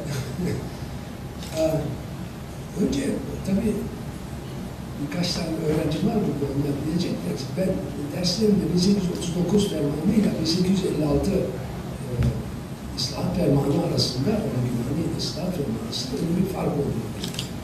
Yani senin dediğin gibi şey demiyor yani 1839'da zaten olması gereken budur diyor. Yani olması gereken budur, onu veriyorum. Yani vermiyorum ki şimdiye kadar hata yaptıysak bundan sonra yapmayacağız diyor. Bunu İslamiyet'i referans vererek anlatıyor diyenler tarihçiler.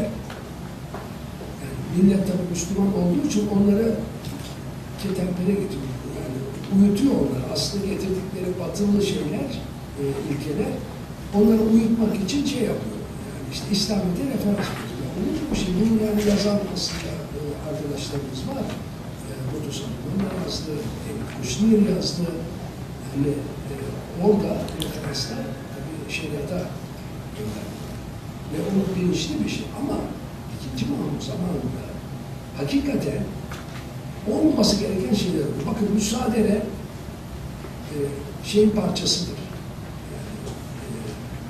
Yani, örfi parçasıdır. Çünkü askerler bütün kazançlarını devletten alırlar. Onlar öldükleri zaman biz buna kaç para verdiğimizi biliyoruz. Elindekini sayarız. Kazancıyla elde edemeyeceğim, bunun istismarını alırız, gerisini ailesine bırakırız. Yani müsaade eğer yüksek yönetici veya yüksek memur bilhassa kasa tutanlar öldüğünde malına müsaade eder derler. Müfettiş gönderir, malına müsaade eder. Şimdi bu sistemin kendi mantığı içerisinde doğru. Ama bir tüccar öldüğü zaman müsaade konulmaz. Böyle bir adet yok. İkinci Mahmut'un başlattığı tüccar da ölse müsaade konuyor. Yani kimden para bulacaksa götürüyor müsaade konuyor. İkinci Mahmut kadar yani cebermut, zalim bir padişah az düşünebilirsin. Ve niye isyan etmezler yani bu insanlar? Onun cevabını hala verilmiş değil ama tabii yani bu tür inceliklerine o dönemde dikkat etmek lazım. İlçeler kaldırdığı için olabilir hocam. Hani Türkiye güzel bir liberalleşmenin gelmesine ona bağlı var ya, halkın dayanak gücü kalktıktan sonra hani isyanlarda arkasında duracak devlete karşı o mekanizma kurulmuş olabilir. Doğru. Yani Yeniçerilerden sonra tabii yapıyor. Yani birçok yaptığı bu tür müsaade vesaire o 1826'dan sonra yani çok önü serbest kalıyor. Evet bunu söyler. Çok çağdaşları var. Yani, bu bir şey. 1856 farklı bir düzenleme. 1856'da şimdi bakın eskiden de tabii ehlisin yani gayrimüslimlerin hakları vardı. Özellikleri vardı. Fakat bunların son tarihte gidecekleri en yüksek merci Osmanlı hukuk mahkemeleri. Yani o açıdan biz onların kendi içlerindeki düzenlemelerini Osmanlı hukuk sisteminin uzantısı olarak kabul etmek zorundayız. Yani sistemi bütün anlamamız için. Burada Osmanlı'nın hukuki hükümranlığından bir taviz verildiğini düşünemeyiz daha öncesinde. 1856'da ilk defa bu taviz verildi. Bunlar adeta sistemin dışına alınıyor. İşte o zaman bizim 39'a karşı çıkmamış olan bir sürü ulema ve Reşit Paşa kendisi karşı çıkıyor. Bu kadar da olmaz diyor. Yani bu bazıları bunu mülkiyet hakkı verildi filan değil. Yani bir bakıma Osmanlı'nın adli hükümranlığının iyice peşkeş çekildiği bir şey yaptı. Taviz verildiği bundan. Taviz verildiği ve bunu dışarıdaki tüccara değil, doğrudan böyle senin kendi tabağına böyle bir ayrılık yaratıyorsun. Bunun implikasyonları çok ağır. Yani bunları ben pek bilmiyorum. Makaleye yazdım. Kürsi vakıflarıyla ilgili bir makaleyle anlatmaya çalıştım. Ağır implikasyonları var. Yani böyle bir tercih. Sonra Hanoğlu'da, Şubatlıoğlu'da değindi yani bu tarafında. 1856'dan sonra getirilen bir şeyimiz. Şimdi öteki söylediğim çok ilginç tabii. Osmanlı hukukçuları, yani bu evolüsyon dair biraz bilgilerin en belki açık kalası bilgilerin ilk baştakiler. Bunlar da muhakkak statü olarak Müslüm ve gayrimüslim arasında bir fark yaratılması gerektiğini vurguluyorlar. Yani biz hepimiz Allah'ın kuluyuz ama bazılarımız daha çok Allah'ın kuluyuz gibi bir anlayış. Belki bunu cemaatçi bir zihniyetle açısını falan bahsediyor. Felsefi olarak cemaatçi bir zihniyet yeri bakımı açısından anlayabiliriz. Fakat tabii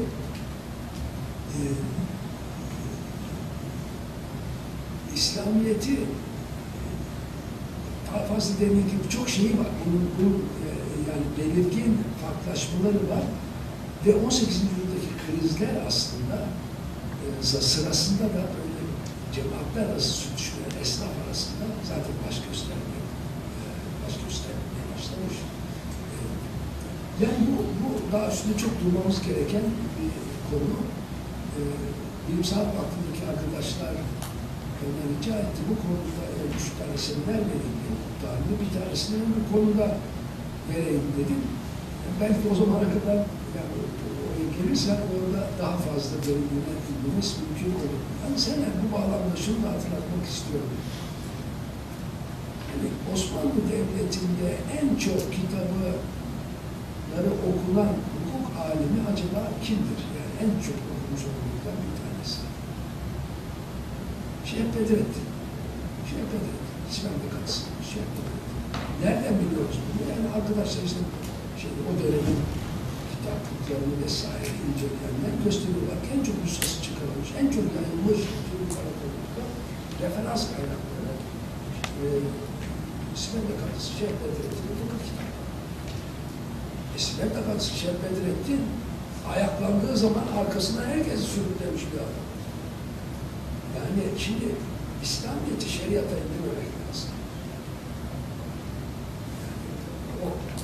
Daha doğrusu şeriatın içindeki fıkha indirmemek lazım. Bakın bazen bunları söyler tabii yani. Bir kapı, o kapıdan girmezsen başka bir şey yok. Daha hiç sana şans yok. O kapıdan gireceksin. Suya giderken, suyun gözüne giderken. Ama girdikten sonra da sırf o yol olmaz. Yani daha başka yerlere açılacaksın. Orada tasavvuf vesaire gibi Allah'ın hala kabulünün halka açıldığı başka ufuklar var. O da İslam'ın geleneği parçası. Onun için sırf şeriat açısından biz şeriatın öyle söylediğinden bazı şeriat çok da aynı kaynaktan geliyor ama fıkıh tabii daha düzenleyici olması gereken bir düşünce alanı. Onu da söyleyeyim. Fıkıhta usulcülerle furucular arasında da biz fark görüyoruz. Bu açısından. Elimizin ve onların hukuki statüsü açısından usulle furu arasında fark görüyoruz. Yani görüyorsun bir Pandora'nın kutusu gibi bir aşıkla gider bütün gün konuşur. Farklılıkları usulcüler böyle yapmış, furucular böyle yapmış. Usuller furu nasıl yapar. Sonra çok da konuştuk. Hocamız burada, Rıza hocamız yani onun sahasına girmiş orada onu konuştuk. Evet, başka sorular? Hocam merhabalar. Hocam benim 2 tane sorum var veya tam olarak anlayamadığım, biraz açmanızı rica edeceğim 2 konu var. Birincisi Osmanlı'nın sosyal yapısından bahsederken farklı kültür ve siyasi gelenekleri olan toplulukların bir arada yaşayabilmelerine olarak tanıdığını ve tebaanın karışıp kaynaştığını söylediniz. Yalnız biz Osmanlı'da bir millet düzeninin olduğunu biliyoruz ve özellikle gayrimüslimlerin eman sistemiyle kendilerine bu İslami gelenekten geliyor zaten. Daha önceki Arap devletlerinde de, Abbasilerde de, Emevilerde de, Selçuklularda da aynı şeyi görüyoruz. Bu şekilde bir algılamanın olduğunu biliyoruz ama sanki Osmanlı Osmanlı boyunca bütün bu milletler, gayrimüslimler, Müslümanlar bir arada yaşamış gibi bir açıklama algıladım ben. Öncelikle bunu açmanızı rica ediyorum. Bir de Osmanlı hukuk düzeninden bahsederken hocam, İslami hukuk, padişahın yasaları ve örften bahsettiniz ama Osmanlı hukuk düzeninin Bizans veya Selçuklu hukuk sisteminden etkilenmediğini çok açıklamadınız. Ben bir miktar etkilendiğini biliyorum. Bu konuda da açıklama yapabilir misiniz? Teşekkür ederim. İkincisini söyleyeyim, elbette etkileniyor. Memlukları anlamadan ve Memluk hukukçularını anlamadan Osmanlı hukuk düzenini anlamamız çok zor. Yani Selçukluların etkisi var, Bizanslı'nın etkisi var ama benim görebildiğim kadarıyla şimdiye kadar en çok etki Memluklardan geliyor.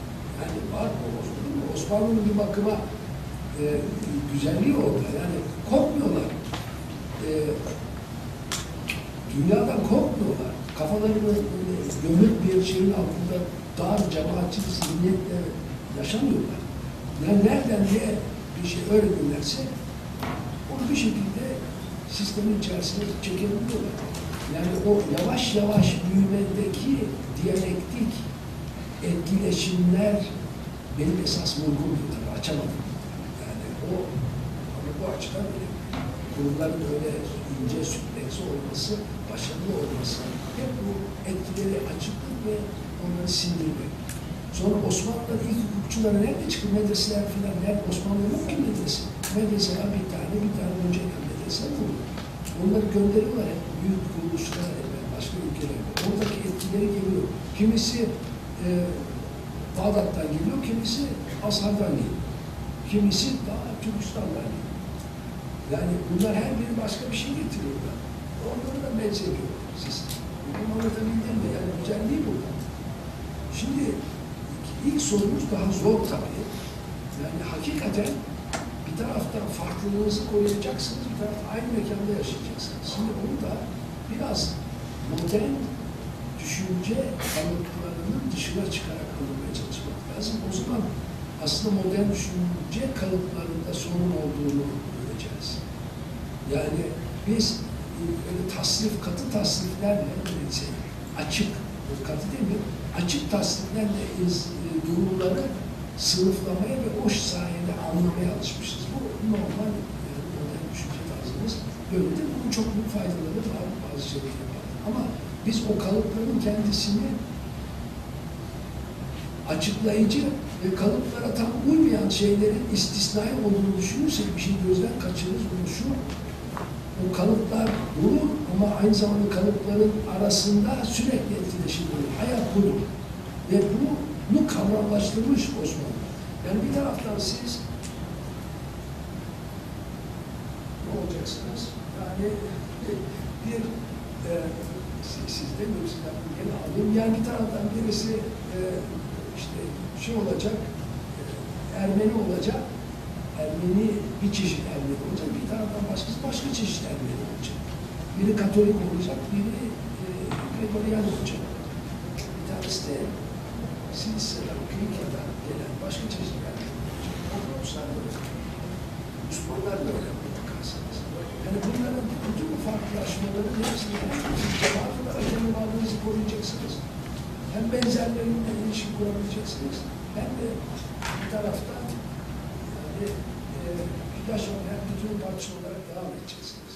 Burada müthiş böyle esnek, diyalektik, hem zaman içinde, yani o anlamda diakronik, hem de sinkronik bir ilişkiler manzumesi var.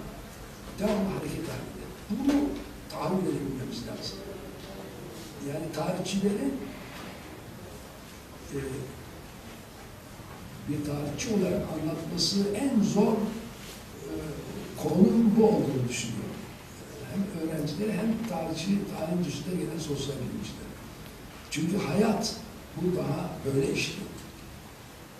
Daha net bunu nasıl anlatabilirim? Burada ilginç sorular çıktığını düşünmemiz lazım. İlginç sorular çıktığını düşünmemiz lazım. Yani normlar bir toplumu tayin ediyorlar. Böyle bir şey olarak düşünün bunu. Cemaatin böyle bahçesi var. Sizin cemaatinizin bahçesi var. Kapıları var, penceresi var. Dostlar girip çıkıyor zaten. İnsanlar mahalleler de yani. Dostlar girip çıkıyor. Gidiyor evine Müslüman geliyor buraya ama sen ne oturuyor? Bir kahve içiyor filan.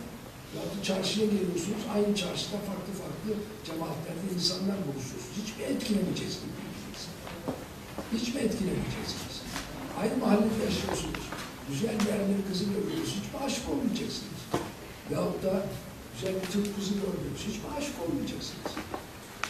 Yani olmaz böyle şey. İnsanın tabiatına aykırı.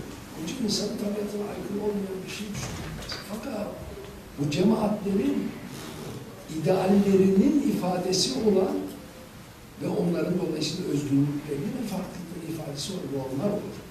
Bu normları kim? Birisinin yeniden üretmesi ve koruması lazım. Çok kritik zamanlarda birdenbire kapılar falan kapanır. Girip çıkamazsınız bahçelere. İşte o normların savunucular ön plana çıkarlar. Ve onlar böyle yapacaksınız, yapmazsınız, bakın görüyorsunuz, ne oluyorsunuz, kriz anında. Ama bunlar çeşitli mekanlarda değerler üretilir. İnsanlar değerleri tam olarak duymazlar. Kesin Osmanlı kurulu, yani cemaatler işte birbirlerinin evlenmesinler diye bunu korumaya çalışmışlar. Yani yalnız şey değil, yani Müslümanlar için çok kesin tabii. Kız vermezsiniz. Ama hayat dinamikleri başka bir şey getiriyor. Bu ideallerin korunmasıyla hayatta olan birbirini tamamlıyor.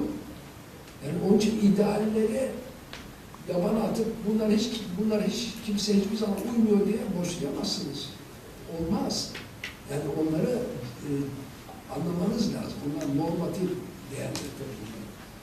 Öbür tarafta tabii hayatın kendi dinamiği ve gerçekleri var. Onları da anlamak lazım. Şimdi başka bir boyutu sorduğunuz soru, bu insanlar tabii netice itibariyle Osmanlı'nın parçası hissediyorlar mıydı kendilerini? Devlete saygı duyuyorlar mıydı? Evet, duyuyorlardı. Yani çok önemli adalet değerleri paylaşılıyordu. Bazı değerler bütün cemaatler arasında paylaşılıyordu. Gene bunun da en güzel yeri hukuk kaynaklarıdır. Yani uygulamadaki hukuk kaynakları. Veya başka bir kaynağı ayaklanmalardır. Yani çok çarpıcı bir örnek, bana çarpıcı gelen bir örnekle bitireyim. Sırplar ayaklandılar, özelliklerini aldılar, işte 330. Ondan sonra hemen Avrupalılaşalım şimdi diye Avrupa kanunlarını, yani tam mülkiyet esasına beraber Avrupa kanunlarını Sırplara empoze etmeye karşı girişti. Onların yeni hükümeti, kralı. Köylüler ayaklandılar, biz şeriat isteriz diye. İstiyoruz bunu yapacağız. Sırp eli koydurdu. Bu anda şeriat istiyor. Çünkü toprağın kullanım biçimlerinde bir takım alışkanlıklar edilmiş ve onlara hak, muktesel hak görüyor. Sen yani o zaman borçlandığın için toprağını kaybedersen bu şeriatta olmaz. Ama yeni Avrupa kanununda olur. Adam isyan ediyor, ben böyle kanun istemiyorum, şeriat istiyorum. Yani bunu anlatabildim mi? Elbette insan eskinin bir etkisi olacak ve komşunun bir etkisi olacak. Ama bu hepimizde var. Biraz kültür konularına girsek büsbütün öyle. Adam geliyor, kilisede beste yapıyor, söylüyor. Ondan sonra Müslüman arkadaşıyla beraber oturuyor, başka bir müzik yapıyor, o da sanayide çalıyor, teki de çalıyor. Aynı adam, aynı müzisyen. Böyle şeyler var. Biz bunları hep unuttuk çünkü bölünmez. Yani tereyağı, bu da Avrupa'dan geliyor ama biz de bu kadar zengin bir geleneğe sahip olduğumuz halde reddediyoruz. Yani Müslümanla Hristiyan, su ve tereyağı, su ve yağ gibi de birbirine karışması mümkün değil bunlar. Yani mümkün değil, hepimiz insanlarız. Allah, yani ibadullah, bunlar hayatın kendisi, bunları unutmamak lazım. Son bir soru da istersen. Ben de biraz daha kısa cevaplar vermeye çalışıyorum. Gayret edin en azından. Hocam teşekkür ediyorum.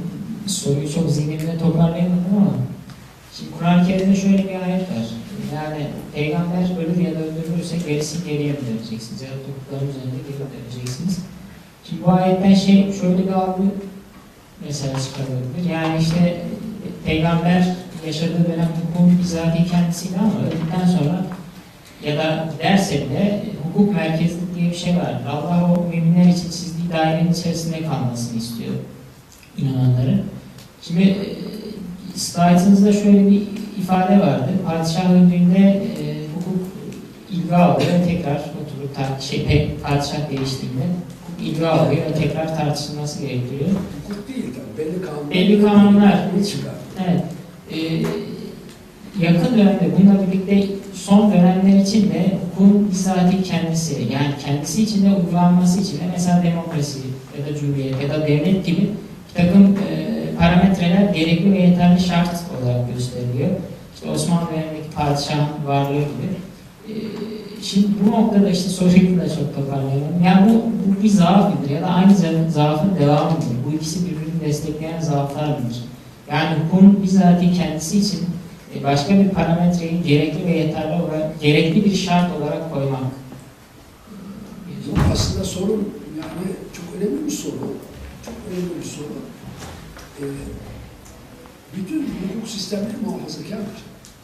Bütün hukuk sistemleri iyi yani yerleşmiş, geçmiş olan hukuk sistemleri evrensel olduklarını iddia ediyor.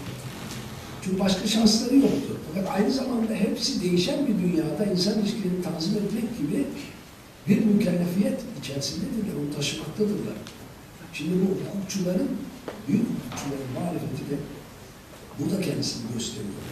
Yani hem bir bakıma eskiden kaynaklanarak evrenselliğinizi koruyacaksınız.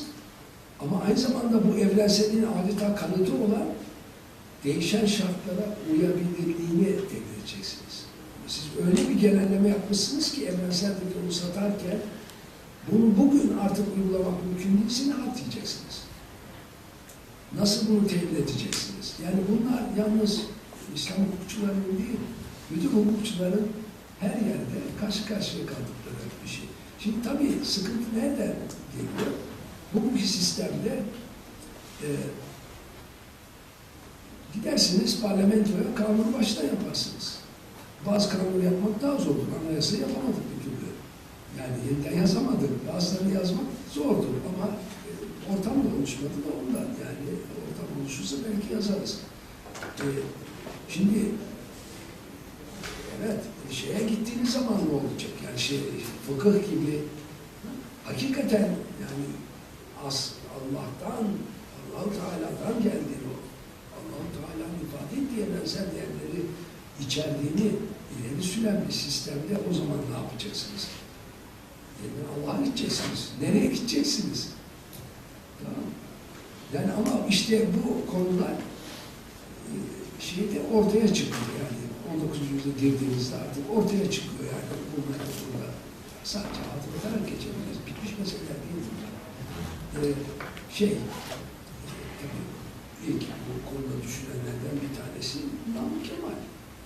Yani, hem şeriat iyidir ama aynı zamanda şeriat madem iyidir o zaman bugün de geçerli olması lazım. Şurada da şüphe etmemek lazım. 18. yüzyılda benim yazılarımda anlatmaya çalıştığım şey o sonlarda uzun başlıkta o kadar ciddi boyutlar kazanıyor ki eskisi gibi artık mahkemeler uzlaştırıcı olamıyorlar. Yani uzlaştıramayacak kadar farklılaşmalar olmuş ve derin çelişkiler çıkmış ortaya. Muhakkak işi baştan almak lazım. O baştan almak ne olabilir? Yani böyle bir geleneği lazım. Benim kendime böyle fikirlerim var ama şimdi oraya da girmek istemiyorum. O başına bir şey. Ama hakikaten bu her hukuk sistemi karşı karşıya kaldığı bir şeydir. Tabii şeyi de söyleyeyim, yani Batı hukuku da yani evrensel adettiği ilkeleri muhakkak bir insanın üstünde yani Allah kavramına bağlayan bir aşamadan geçmiştir. Yani ben Long Island eyaletinde yaşadım Amerika'da. Long Island eyaletinin tabii bütün eyaletlerde olduğu gibi bir anayasası var. Yani eyalet anayasası. Her maddenin altında İncil'den bir ayet. Yani o maddeyi haklı gösterecek bir ayet var. Şimdi onu basmıyorlar.